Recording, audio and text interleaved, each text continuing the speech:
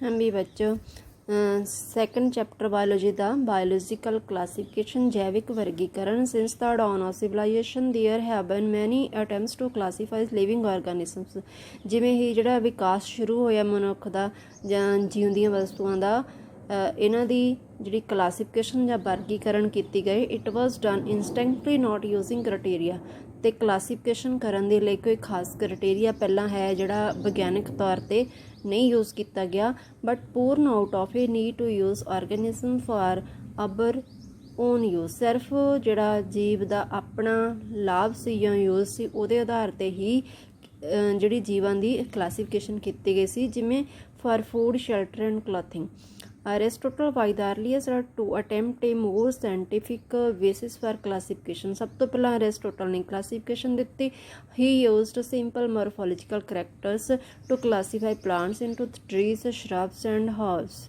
सब तो पहला उसने जिहड़े मॉर्फोलॉजिकल करैक्टर से सिर्फ बाहरले लक्षण के आधार पर प्लांट्स की क्लासीफिकेशन की जिमें प्लांट्स नूं वर्गीकरण किया ट्रीज दे विच शराब्स दे विच ते हर्ब्स दे सब तो वड्डे प्लांट जिहड़े वो ट्रीज उदों छोटे शराब ते उदों छोटे herbs he also divided animals into two groups ते एनीमल्स नूं उसने दो ग्रुपां 'च वंडिया those which had red blood cells जिन्हां विच रैड ब्लड सैल हुंदे आ ते दोज डिड नॉट जिन्हां विच रैड ब्लड सैल नहीं हुंदे in a Linnaeus time two kingdom system of classification with plantae and animal kingdom was developed that included all plants and animals respectively अगे है जिहड़ा Linnaeus time दे विच kingdom system जिहदे विच सिर्फ दो किंगडम दो मतलब श्रेणियां रखीआं गईआं सी एक प्लांट्स दी सी दूसरी animals the see this system was used till very recently ये बहुत पहला समा ये सिस्टम जिहड़ा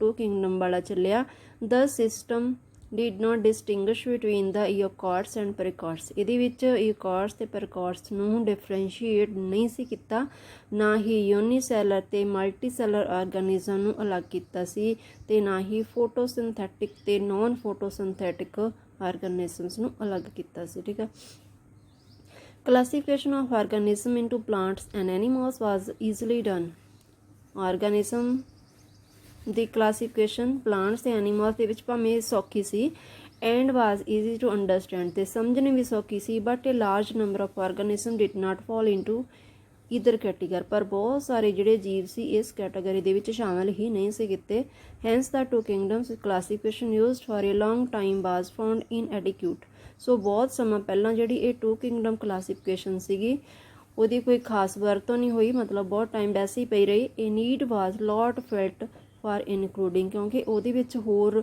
ਨਵਾਂ ਬਹੁਤ ਕੁਛ ਐਡ ਕਰਨ ਦੀ ਜਾਂ ਸ਼ਾਮਿਲ ਕਰਨ ਦੀ ਜ਼ਰੂਰਤ ਸੀ ਬਿਸਾਈਡਸ ਗ੍ਰੋਸ ਮੋਰਫੋਲੋਜੀ ਜਿਹਦੇ ਵਿੱਚ ਸਾਰੀ ਮੋਰਫੋਲੋਜੀ ਆ ਜਾਵੇ ਮੋਰਫੋਲੋਜੀ ਮੈਂ ਤੁਹਾਨੂੰ ਪਹਿਲਾਂ ਵੀ ਦੱਸਿਆ ਮੋਰਫੋਲੋਜੀ ਦਾ ਮਤਲਬ ਹੁੰਦਾ ਬਾਹਰਲੇ ਗੁਣ other characters like cell structure morphology ਦੇ ਨਾਲ ਨਾਲ ਪੂਰੀ ਡਿਟੇਲ ਜ਼ਰੂਰੀ ਸੀ ਜਿਵੇਂ ਕਿ ਕਿਸੇ ਜੀਵ ਦਾ ਸੈੱਲ ਸਟਰਕਚਰ ਕੀ ਆ ਬਾਲ ਆਫ ਨੇਚਰ ਸੈੱਲ ਦਾ ਬॉल ਆ ਜਿਹੜੀ ਉਹ ਕਿੱਦਾਂ ਦੀ ਆ ਮੋਡ ਆਫ ਨਿਊਟ੍ਰੀਸ਼ਨ ਭੋਜਨ ਲੈਣ ਦਾ ਕੀ ਉਹਦੀ ਪ੍ਰੋਸੈਸ ਆ ਹੈਬਿਟੇਟ ਕੀ ਆ ਕੋਈ ਕਿੱਥੇ ਰਹਿੰਦਾ ਮੈਥਡ ਆਫ ਰੀਪਰੋਡਕਸ਼ਨ ਜਨਨ ਕਿਰਿਆ ਦਾ ਕੀ ਮੈਥਡ ਆ evolutionary relationship etcetera so classification system for living organism have hence undergone several changes over time ਸੋ ਜਿਵੇਂ ਜਿਵੇਂ ਟਾਈਮ ਲੰਘਦਾ ਗਿਆ ਕਲਾਸੀਫਿਕੇਸ਼ਨ ਸਿਸਟਮ ਦੇ ਵਿੱਚ ਬਹੁਤ ਸਾਰੀਆਂ ਤਬਦੀਲੀਆਂ ਹੋਣੀਆਂ ਸ਼ੁਰੂ ਹੋਈਆਂ the plant and animal kingdom have been a constant under all different systems so the understanding of what groups organisms we included under these kingdom have been changing the number and nature of other kingdoms have also been understood differently by different scientists over time ਅੱਗੇ ਹੈ ਬੇਟੇ ਜਦੋਂ ਜਿਵੇਂ time ਲੰਘਦਾ ਗਿਆ ਵੱਖ-ਵੱਖ ਵਿਗਿਆਨੀਆਂ ਨੇ ਸਮੇਂ-ਸਮੇਂ 'ਤੇ ਪਲਾਂਟ ਕਿੰਗਡਮ ਤੇ ਐਨੀਮਲ ਕਿੰਗਡਮ ਦੀ ਕਲਾਸੀਫਿਕੇਸ਼ਨ ਦੇ ਵਿੱਚ ਵੱਧ ਤੋਂ ਵੱਧ ਯੋਗਦਾਨ ਇਨਵੋਲਵ ਕੀਤਾ ਜਾਂ ਆਪਣਾ ਯੋਗਦਾਨ ਦਿੱਤਾ ਅੱਗੇ ਹੈ ਬੇਟੇ ਆਰ ਵਿੱਚ ਵੀ ਟੱਕਰ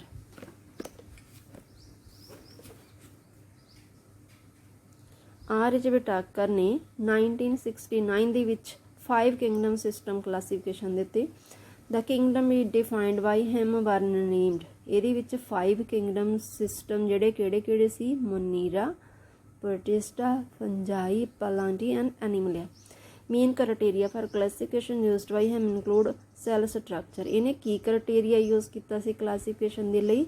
ਸਭ ਤੋਂ ਪਹਿਲਾਂ cell structure, thallus organisation, mode of nutrition, reproduction ਤੇ ਫਾਈਲੋਜੈਨੇਟਿਕ ਰਿਲੇਸ਼ਨਸ਼ਿਪ, ਮਤਲਬ ਜੈਨੇਟਿਕ ਬੇਸ ਤੇ ਕੀ ਆਰਗੈਨਿਜ਼ਮ ਦਾ ਆਪਸੀ ਰਿਸ਼ਤਾ।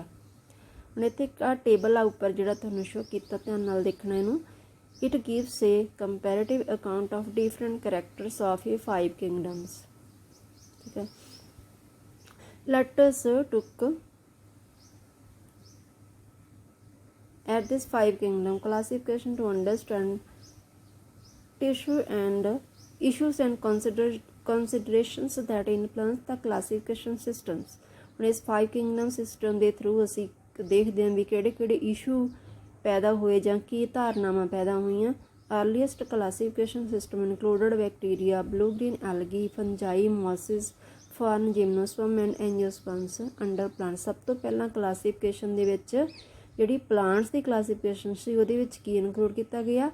ਬੈਕਟੀਰੀਆ, ਬਲੂ-ਗ੍ਰੀਨ ਐਲਗੀ, ਫੰਜਾਈ, ਮੌਸ, ਫਰਨਸ, ਜਿਮਨੋਸਪਰਮ ਤੇ ਐਂਜੀਓਸਪਰਮਸ। ਠੀਕ ਹੈ, ਦ characters that unified this whole kingdom was all the organism included had a cell wall in their cells। ਇਹ ਸਾਰਿਆਂ ਦੇ ਜੀਵਾਂ ਦੇ ਵਿੱਚ ਜਿਹੜੀ ਸੈੱਲ ਦੇ ਵਿੱਚ ਸੈੱਲ ਵਾਲ ਪ੍ਰੈਜ਼ੈਂਟ ਸੀ।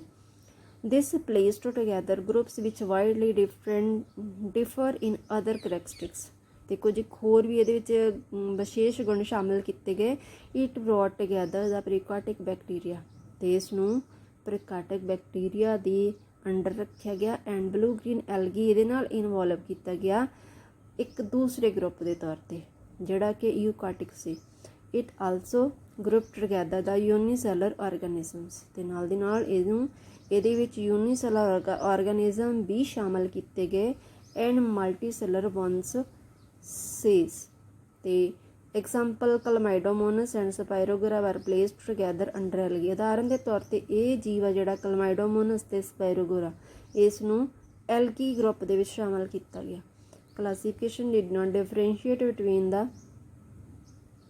ਹੀਟਰੋਟ੍ਰੋਪਿਕ ਗਰੁੱਪ। ਕਲਾਸੀਫਿਕੇਸ਼ਨ ਦੇ ਵਿੱਚ ਕੀ ਡਿਫਰੈਂਸ਼ੀਏਟ ਨਹੀਂ ਕੀਤਾ ਗਿਆ ਵੀ ਜਿਹੜਾ ਟ੍ਰੋਫਿਕ ਗਰੁੱਪ ਆ, ਫੰਜਾਈ, ਆਟੋਟ੍ਰੋਫਿਕ ਗ੍ਰੀਨ ਪਲਾਂਟਸ, ਇਹਨਾਂ ਨੂੰ ਮਤਲਬ ਹੀਟੋ ਤੇ ਆਟੋਟ੍ਰੋਫਿਕ ਗਰੁੱਪ ਨੂੰ ਅਲੱਗ ਨਹੀਂ ਕੀਤਾ ਗਿਆ। ਥਫ they also show a characteristic difference in their wall composition, ਭਾਵੇਂ ਕਿ ਉਹਦੀ ਜਿਹੜੀ ਵਾਲ ਕੰਪੋਜੀਸ਼ਨ ਆ, ਸੈੱਲ ਵਾਲ ਕੰਪੋਜੀਸ਼ਨ ਆ, ਉਹਦੇ ਵਿੱਚ ਬਹੁਤ ਸਾਰਾ ਅੰਤਰ ਪਾਇਆ ਜਾਂਦਾ।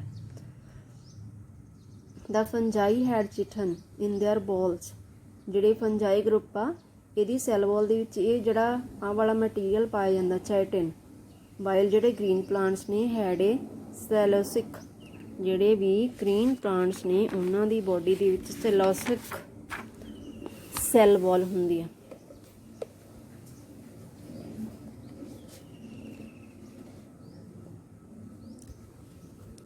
when such characters were considered the fungi were placed in a separate kingdom। ਤੇ ਜਦੋਂ ਇਹ ਸਾਰੇ ਕਰੈਕਟਰ ਪੜ੍ਹੇ ਗਏ ਤਾਂ ਫਿਰ ਫੰਜਾਈ ਨੂੰ ਚੱਕ ਕੇ ਇੱਕ ਅਲੱਗ ਕਿੰਗਡਮ ਦੇ ਵਿੱਚ ਰੱਖਤਾ। ਉਹਦਾ ਨਾਮ ਕੀ ਰੱਖਿਆ? Kingdom fungi. all prokaryotic organisms were grouped together under kingdom ਮਨੀਰਾ। ਤੇ ਜਿੰਨੇ ਪ੍ਰੋਕਾਰਟਿਕ ਵਾਲੇ ਜੀਵ ਸੀਗੇ, ਪ੍ਰੋਕਾਰਟਿਕ ਆਰਗੈਨਿਜ਼ਮ, ਉਹ ਸਾਰਿਆਂ ਨੂੰ ਮਨੀਰਾ ਗਰੁੱਪ 'ਚ ਰੱਖ ਲਿਆ। ਐਂਡ ਯੂਨੀਸੈਲਰ ਯੂਕਾਰਟਿਕ ਆਰਗੈਨਿਜ਼ਮ ਵਰ ਪਲੇਸਡ ਇਨ ਕਿੰਗਡਮ ਪ੍ਰੋਟਿਸਟਾ। ਤੇ ਜਿਹੜੇ ਯੂਨੀਸੈਲਰ ਆਰਗੈਨਿਜ਼ਮ ਸੀ, ਯੂਕਾਰਟਿਕ ਵੀ ਸੀ, ਇਹਨਾਂ ਨੂੰ ਪ੍ਰੋਟਿਸਟਾ ਕਿੰਗਡਮ ਦੇ ਵਿੱਚ ਰੱਖਤਾ। Kingdom Protista has to brought together Chlamydomonas, Chlorella with paramecium and amoeba, which were earliest placed in animal kingdom which lack cell wall। it has put together organism which in earliest classification were placed in different kingdoms। ਪਹਿਲਾਂ ਵਾਲੇ classification ਦੇ ਵਿੱਚ ਇਹ ਸਾਰਿਆਂ ਨੂੰ ਇਕੱਠਾ ਕੀਤਾ ਸੀ। this happened because the criteria for classification changed। ਕਿਉਂਕਿ ਬਾਅਦ ਵਿੱਚ ਇਹ ਸਾਰੀ ਗਰੁੱਪਿੰਗ ਕਿਉਂ ਚੇਂਜ ਕੀਤੀ ਗਈ? ਕਿਉਂਕਿ ਸਾਰਾ ਕ੍ਰਾਈਟੇਰੀਆ ਹੀ ਬਦਲ ਦਿੱਤਾ ਸੀ ਕਲਾਸੀਫਿਕੇਸ਼ਨ ਕਰਨ ਲਈ। this kind of changes will take place in future too depending on the improvement in our understanding of characteristics and evolutionary relationship। ਇਹ ਜਿਹੜੀ ਇਸ ਤਰ੍ਹਾਂ ਦੀ ਚੇਂਜਸ ਕਿਉਂ ਕੀਤੀ ਗਈ ਸੀ? ਤਾਂ ਕਿ ਸਾਡੀ ਸਮਝ ਦੇ ਵਿੱਚ ਆ ਜਾਵੇ। ਅਬ ਓਵਰ ਟਾਈਮ, ਉਸ ਤੋਂ ਬਾਅਦ ਅੱਗੇ ਇਹ ਸਮਾਂ ਜਿਉਂ ਹੀ ਬੀਤਿਆ, an attempt has been made to evolve a classification, ਤਾਂ ਕਲਾਸੀਫਿਕੇਸ਼ਨ ਸਿਸਟਮ ਦੇ ਵਿੱਚ ਹੋਰ ਇੰਪਰੂਵਮੈਂਟ ਕੀਤੀਆਂ ਗਈਆਂ which reflects not only the morphological, psychological and reproductive similarities, ਜਿਹਦੇ ਵਿੱਚ ਮੋਰਫੋਲੋਜੀਕਲ ਕਰੈਕਟਰ ਵੀ ਦੇਖੇ ਗਏ ਵੀ ਉਹ ਵੀ ਸੇਮ ਹੋਣ, ਸਾਈਕੋਲੋਜੀਕਲ ਕਰੈਕਟਰ ਵੀ ਸੇਮ ਹੋਣ ਅਤੇ ਰੀਪਰੋਡਕਟਿਵ ਜਿਹੜੀਆਂ ਸਿਮਿਲਰਿਟੀਜ਼ ਵੀ ਦੇਖੀਆਂ ਗਈਆਂ ਕਲਾਸੀਫਿਕੇਸ਼ਨ ਨੂੰ ਆਧਾਰ ਮੰਨਣ ਲਈ। ਬਟ ਇਟ ਆਲਸੋ ਏ ਫਾਈਲੋਜਨੈਟਿਕ, ਅਤੇ ਨਾਲ ਦੀ ਨਾਲ ਫਾਈਲੋਜਨੈਟਿਕ ਆਧਾਰ ਵੀ ਮੰਨਿਆ ਗਿਆ, ਮਤਲਬ ਬੇਸਡ ਔਨ ਐਵੋਲਿਊਸ਼ਨਰੀ ਰਿਲੇਸ਼ਨਸ਼ਿਪ, ਵੀ ਉਹਨਾਂ ਦਾ ਐਵੋਲਿਊਸ਼ਨਰੀ ਕੀ ਆਧਾਰ ਰਿਹਾ।